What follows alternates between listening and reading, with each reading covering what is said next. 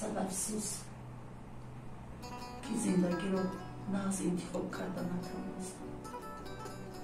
صد افسوس که در زندگی زنی خوب شدن نتوانستم، مادری خوب شدن نتوانستم، فرزندانم رو خوب تربیت کردن نتوانستم. چیکار داشتیم اون اسکی گفتی در حال باید ببینیم تنجی بود؟ خب؟ این مادرم اما خواهی نمیشه میگوید تو زنی تو اینقدر پشم بوده شدمه برمی نزن زنم چی؟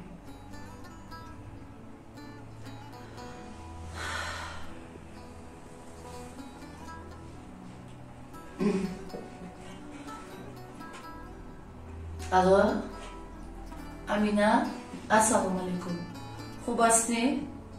امینه جون باور کن همین حوض خودم در آینه دیده همینقدر دلم تنگ شد که از همون بوروی بهترین از همون کرم و توش و پدودکای و پودره های بهترین تا به من روی کن. نرخش فکر نکن جونی من فهمیدی؟ این همون کرم و توش و پدودکه های شما بود است که من زیبا بودم. باور کن که همین قدر خودم دیده دلم تنگ شد که مایلش نرخش فکر نکنی. اگر لازم شود تمامی داروگی من میفروشم و رفته از همین مال و محصولات فابریک شما خریداری میکنم فهمیدی؟ جان زودتر کن که دلم تنگ شد برای خودم. مایلش خیر. بانوانی عزیز شما کار میجوید پس شدیانه دید شرکتی فابریکی امینه شما رو با کار تامین میکند. برای کار کردن در این شرکت سن و سال دانستن زبان خارجی مهم نیست. مزد معاشی شما از 2000 سومانی تا 7000 سومانی است.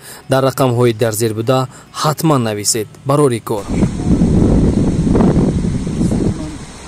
من از کجا میدونم نیست تو از همین کلمه که به خاندان شما آوردن زنی هست است شبه داری که بزرگتر است؟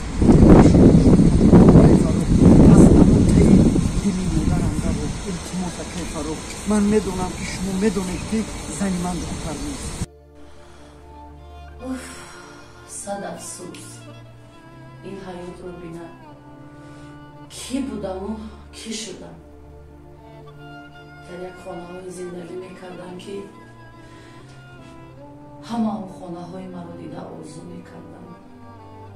در یک بالای کپچه های میشتم که در یک بالای قالین های ره میگشتم که همه دیده من رو حسن میخوردم. لباس هایی که من میپوشیدم همه حوث میخوردم.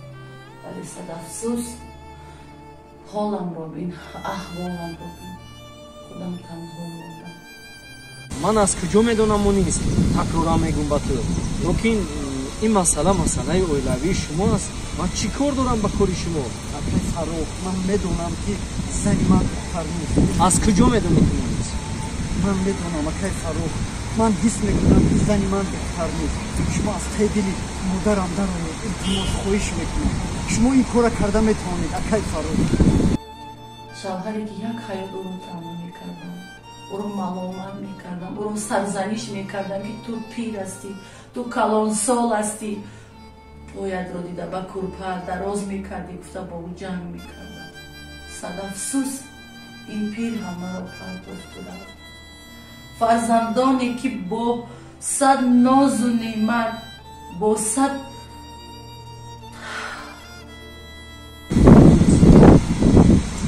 تو اولادی من هستی تو برادری من هستی لیکن مسئله اویلوی هر یک کس رو باید خودش کنم. من به هر حال اگر که در پیشم یکی خالم بیاید اوید تو کم میکنم. خوب مایلش من کی بینی؟ من با امیدم اکای فروخ ولی مونیس جون خوب با صد امید با صد آرزو و هوس کلامشون کردم. امروز چی کار کردم با من؟ آه زندگی آه زندگی.